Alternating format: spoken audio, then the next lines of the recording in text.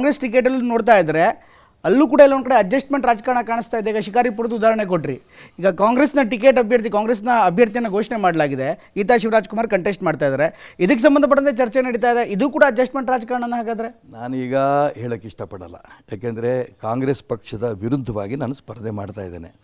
ಹಾಗಾಗಿ ಕಾಂಗ್ರೆಸ್ ಪಕ್ಷದ ಏನೇನು ಸಮಸ್ಯೆ ಇದೆ ಅದನ್ನು ರಾಜ್ಯದ ಜನಕ್ಕೆ ಗೊತ್ತು. ಅದು ಕುಟುಂಬದ ರಾಜಕಾರಣವೋ ಅಡ್ಜಸ್ಟ್ಮೆಂಟ್ ರಾಜಕಾರಣವೋ ನಾನು ಅದರ ಸುದ್ದಿಗೆ ಹೋಗಲ್ಲ. ನನಗೆ ನನ್ನ ಪಕ್ಷ ಶುದ್ಧಿ ಆಗಬೇಕು. ನನ್ನ ಪಕ್ಷದಲ್ಲಿರೋಂಥ ಸಮಸ್ಯೆಗಳೇನು ಸರಿ ಹೋಗಬೇಕು ಅಂತ ಇಡೀ ಕರ್ನಾಟಕ ರಾಜ್ಯದ ಭಾರತೀಯ ಜನತಾ ಪಾರ್ಟಿ ಕಾರ್ಯಕರ್ತರ ಅಪೇಕ್ಷೆ ಏನಿದೆ ಅದು ನನಗೆ ಆಗಬೇಕು. ಮತ್ತು ಕುಟುಂಬ ರಾಜಕಾರಣದಿಂದ ಈ ಸಂಘಟನೆ ಹೊರಗೆ ಬರಬೇಕು, ಹಿಂದುತ್ವಕ್ಕೆ ಅನುಕೂಲ ಆಗಬೇಕು. ಈ ದಿಕ್ಕಲ್ಲಿ ಹೋರಾಟವಿನ ಕಾಂಗ್ರೆಸ್ಸಿನ ಬಗ್ಗೆ ನಾನು ಹೆಚ್ಚಿಗೆ ಮಾತಾಡೋಕ್ಕೆ ಇಷ್ಟಪಡೋದಿಲ್ಲ. ರಾಜ್ಯದಲ್ಲಿ ನಾನು ಇಲ್ಲ ಜಿಲ್ಲೆಯಲ್ಲಿ ನಾನು ಓಡಾಟ ಮಾಡ್ತಾ ಇರೋಂಥ ಸಂದರ್ಭದಲ್ಲಿ 100ಕ್ಕೆ ನಾವು ನಿಮಗೆ ಗೆಲ್ಲಿಸ್ತೀವಿ ಅಂತ ಇರ್ಬೇಕಾರೆ ಅವ್ರು ಕಾಂಗ್ರೆಸ್ನವರು ಒಂಥರ ಡಮ್ಮಿ ಕ್ಯಾಂಡಿಡೇಟ್ ಆಗ್ಯಾರೆ, ಅಡ್ಜಸ್ಟ್ಮೆಂಟ್ ರಾಜಕಾರಣ ಮಾಡ್ತಾರೆ. ನಾನು ಯಾಕೆ ಹೇಳೋಕ್ಕೆ ಹೋಗಲಿ? ಕ್ಷೇತ್ರದ ಜನ ಏನು ಮಾತಾಡ್ತಾರೆ ಅವರೇನು ತೀರ್ಮಾನ ಮಾಡ್ತಾರೆ, ಅದಕ್ಕೆ ಬಿಡ್ತೀನಿ. ನಾನು ಕಾಂಗ್ರೆಸ್ ಪಕ್ಷದ ಬಗ್ಗೆ ನರೇಂದ್ರ ಮೋದಿ ಹೇಳ್ತಾ ಇದ್ದಾರೆ, ಕಾಂಗ್ರೆಸ್ ಪಕ್ಷದ ಬಗ್ಗೆ ರಾಜ್ಯದ BJP ನಾಯಕರು ಹೇಳ್ತಾ ಇದ್ದಾರೆ. ಆ ಪಕ್ಷದ ಬಗ್ಗೆ ಇಲ್ಲಿ ತನಕನೂ ಇವತ್ತಿನ ತನಕನೂ ನಾನು ಹೋರಾಟ ಮಾಡ್ಕೊಂಡ್ಬಂದಿದ್ದೇನೆ. ಯಾಕೆ? ಈ ಪಕ್ಷ ಈ ದೇಶದ ಸಿದ್ಧಾಂತಕ್ಕೆ ಹಿಂದಿನ ಕಾಂಗ್ರೆಸ್ಸಿನ ವಿರುದ್ಧ ಮಾಡ್ತಾ ಇದೆ. ಅದಕ್ಕೆ ಇಡೀ ದೇಶದಲ್ಲಿ ಕಾಂಗ್ರೆಸ್ ನಾಶ ಆಗ್ತಾ ಇದೆ. ಹಾಗಾಗಿ ಶಿವಮೊಗ್ಗ ಜಿಲ್ಲೆಯಲ್ಲೂ ಕಾಂಗ್ರೆಸ್ ನಾಶ ಆಗಿದೆ. ಆದರೆ ಇವರ ಧೋರಣೆಯಿಂದ ಸ್ವಲ್ಪ ಇನ್ನೂ ಕಾಂಗ್ರೆಸ್ ಶಿವಮೊಗ್ಗ ಜಿಲ್ಲೆ ಕುಟುಕುಟ ಅಂತ ಇದೆ. ಈ ಧೋರಣೆ ಬದಲಾವಣೆ ಮಾಡೋ ದಿಕ್ಕಿನಲ್ಲಿ ಚರ್ಚೆ ಆಗ್ತಾಯಿದೆ.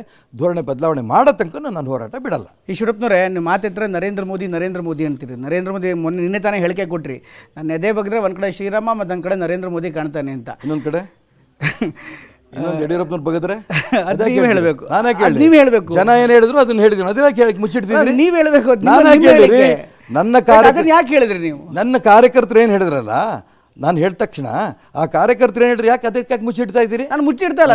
ಹೇಳಂಗಿದ್ರೆ ಹೇಳಿ, ಇಲ್ಲ ಬಿಡಿ. ಇಲ್ಲ, ನಾನು ನಿಮ್ಮ ಹೇಳಿಕೆ ನಾನು ಕೇಳ್ತಾ ಇರೋದು. ಯಾಕೆ ಹೇಳ್ತಿದ್ದೀನಿ ಅಂದರೆ ನರೇಂದ್ರ ಮೋದಿ ಇದ್ದಾರೆ ಅನ್ನುವಂಥ ಮಾತನ್ನು ಯಾಕೆ ಹೇಳ್ತಿದ್ದೀನಿ ಅಂದರೆ, ನರೇಂದ್ರ ಮೋದಿ ಅವರೇ ಶಿವಮೊಗ್ಗಕ್ಕೆ ಬರ್ತಾ ಇದ್ದಾರೆ. ಹೌದು, ಅವರನ್ನು ಭೇಟಿ ಆಗುವಂಥ ಒಂದು ಅವಕಾಶ. ಅವ್ರ ಕಾರ್ಯಕ್ರಮಕ್ಕೆ ನೀವು ಯಾಕೆ ಹೋಗಬಾರ್ದು? ಅಲ್ಲಿ ಹೇಳಬಾರ್ದು ಈ ಥರ ಸಮಸ್ಯೆ ಇದೆ, ಅವ್ರನ್ನ ಭೇಟಿ ಆಗುತ್ತೆ, ಸರ್ 2 ನಿಮಿಷ ಟೈಮ್ ಕೊಡಿ ಮಾತಾಡೋಣ ಅಂತ ಅವ್ರನ್ನ ಕನ್ವಿನ್ಸ್ ಮಾಡೋದಕ್ಕಾಗಲ್ವಾ? ಈಶ್ವರಪ್ಪನವರಿಗೆ ಸಮಯ ಕೊಡಲ್ವಾ? ನರೇಂದ್ರ ಮೋದಿ ಅವರಿಗೆ ಒಂದು ಪತ್ರ ಬರೆದಿದ್ದೆ. ಪತ್ರ ಬರೆದಂಥ ಸಂದರ್ಭ ನಿಮ್ಮನ್ನು ಭೇಟಿ ಆಗಬೇಕು ಅಂತ ಪತ್ರ ಬರೆದೆ. ನನಗೆ ಹೆಮ್ಮೆ ನರೇಂದ್ರ ಮೋದಿಯವರು ಹೇಗೆ ಅಂತ.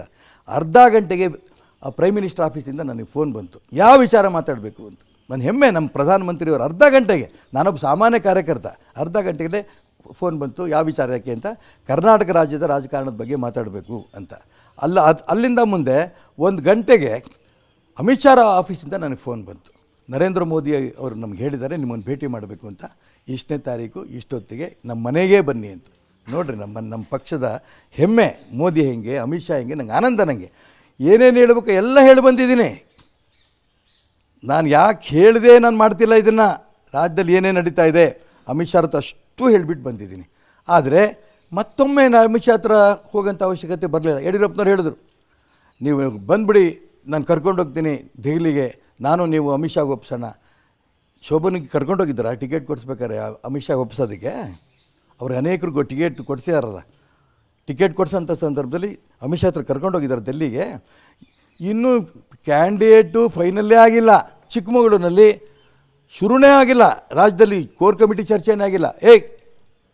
ಶೋಭಾ ನಿಲ್ತಾರೆ ಚಿಕ್ಕಮಗಳೂರಲ್ಲಿ, ನೀವೆಲ್ಲ ಕೆಲಸ ಮಾಡಿ ಗೆಲ್ಲಿಸ್ಬೇಕು. ಅಲ್ಲಿ ಕಾರ್ಯಕ್ರಮ ಅಲ್ಲ ಸರ್, ಏನೂ ಹೇಳ್ಕೊಡೋದು, ನಾನು ಬರ್ತೀನಿ ಗೆಲ್ಲಿಸ್ತೀನಿ. ಇವ್ರಿಗೆ ಅಧಿಕಾರ ಯಾರು ಕೊಟ್ಟರು? ಚುನಾವಣಾ ಸಮಿತಿ ಚರ್ಚೆನೇ ಆಗಿಲ್ಲ. ಇನ್ನು ಶೋಭಾ ಕ್ಯಾಂಡಿಡೇಟ್ ಡಿಕ್ಲೇರ್ ಮಾಡ್ತಾರೆ, ನಾನು ಗೆಲ್ಲಿಸ್ತೀನಿ ಅಂತಾರೆ. ಇಡೀ ಕಾರ್ಯಕರ್ತರು ಅಷ್ಟು ಜನ ಗೋ ಬ್ಯಾಕ್ ಶೋಭಾ ಅಂತ ಕೂಗಿದ್ರು. ಕೊನೆಗೆ ಆಯಿತು, ಅವ್ರ ಬಗ್ಗೆ ಸಮಾಧಾನ ಇಲ್ಲ ಅಂತಂದಾಗ ಅಲ್ಲಿ ತೆಗೆದು ರವಿ ಕೊಡಬೇಕು, ಬೇಡ ಯಾರಿಗಾರ ಕೊಟ್ಕೊಳ್ಳಿ, ನನ್ನ ಅಭ್ಯಂತರ ಇಲ್ಲ. ಅದೇ ಜನ ಕಾರ್ಯಕರ್ತರು ತಿರಸ್ಕಾರ ಮಾಡಿದಂಥ ಶೋಭನಿಗೆ ಇದೇ ಯಡಿಯೂರಪ್ಪನವ್ರು ಹೋಗಿ ಬೆಂಗಳೂರು ಉತ್ತರದ ಸೀಟ್ ಕೊಡ್ಸೋಕೆ ಬರುತ್ತಲ್ಲ. ಯಾಕೆ ಪ್ರಮುಖ ಕಾರ್ಯಕರ್ತರು ಹಿಂದುತ್ವವಾದಿಗಳೇ ಟಿಕೆಟ್ ಕೊಡಲಿಲ್ಲ ಇವರು?